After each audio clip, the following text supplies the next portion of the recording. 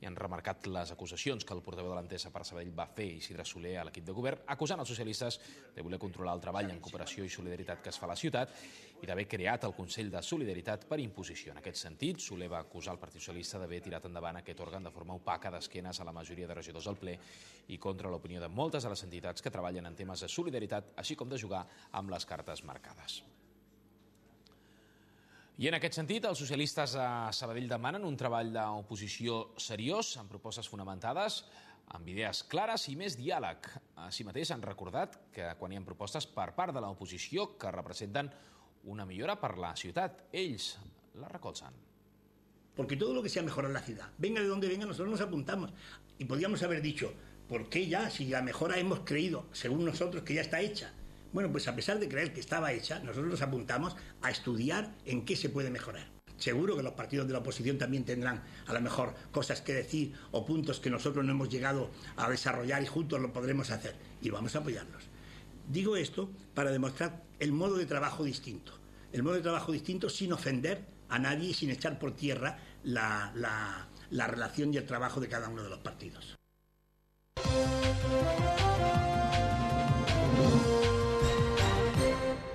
El Vaporollan de Sabadell va ser l'escenari escollit per celebrar l'acte de cloenda dels 8 cursos de formació ocupacional que han beneficiat, recordem, més d'un centenar de persones en situació d'atur. Els programes de formació i treball estan adreçats a que els alumnes aprenguin una professió al mateix temps que adquireixin experiència laboral.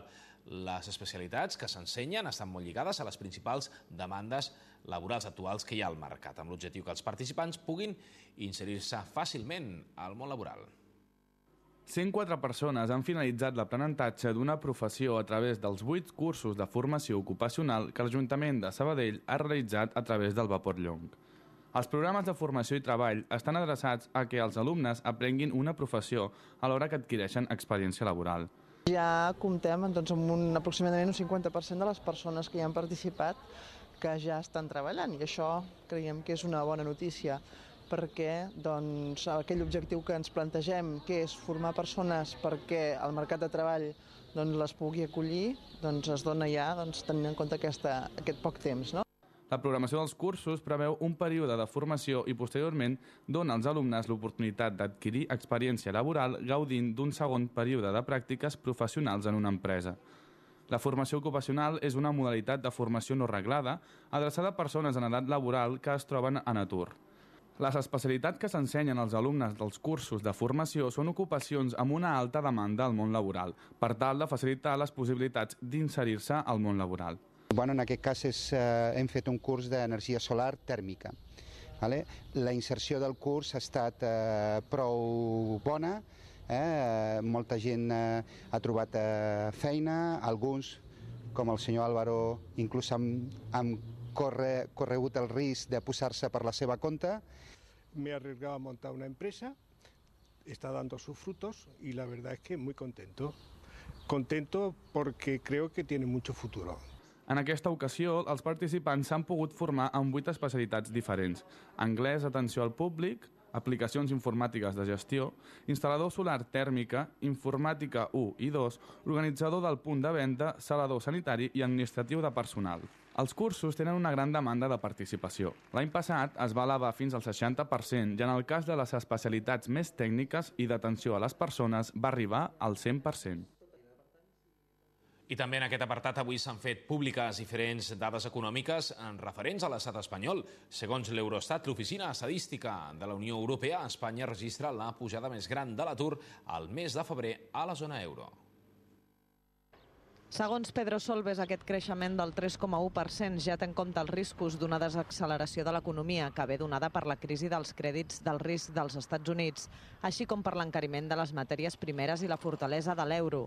Tot i així, de cara a l'any que ve, el govern ha dit tindrà en compte les previsions presentades ahir pel Banc d'Espanya. Segons l'entitat, l'economia espanyola només creixerà aquest any un 2,4%, mentre que el 2009 ho farà un 2,1%.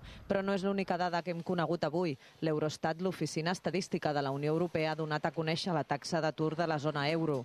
Espanya ha viscut al febrer un augment de l'atur del 9% i és el segon país on creix més la desocupació després d'Eslovàquia.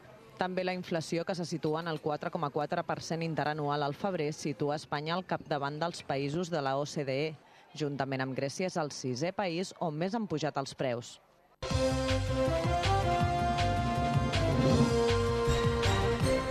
Cultura. L'Ajuntament de Sabadell ha atorgat aquesta mateixa tarda la medalla de la ciutat al mèrit cultural. El guardonat ha estat l'historiador del folklore, especialista en dansa i música, Tomàs Mañós, en reconeixement al seu treball, la seva trajectòria al voltant de la dansa tradicional del país, així com també la seva vinculació amb la societat catalana i les altres arts. A banda de la seva dedicació al món de la dansa, des dels 7 anys Mañosa va estudiar solfeig, piano i dansa clàssica. Així mateix va actuar, entre d'altres, a la companyia del Gran Teatre del Liceu i la de José Tamaño. Mañosa també ha estat director artístic i president de l'Esbar Sabadell Dansaire, de la comissió organitzadora de la Festa Major i coautor del Ball de la Bola. Actualment és el director artístic de l'Esbar Sabadell Dansaire. També col·labora en diferents activitats de Sabadell Cultura.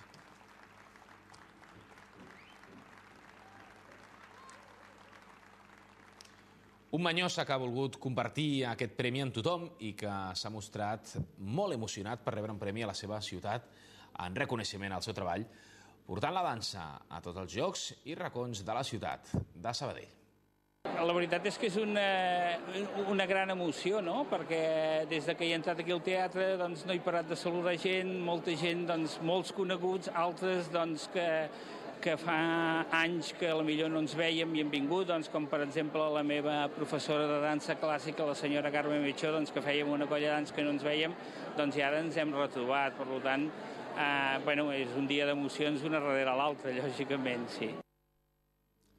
Fira Sabadell acull durant 3 dies els càstings, del qual han de sortir els 18 finalistes que participaran a la primera gala d'una nova edició d'OT Operación Triunfo, el pròxim dia 8 d'abril.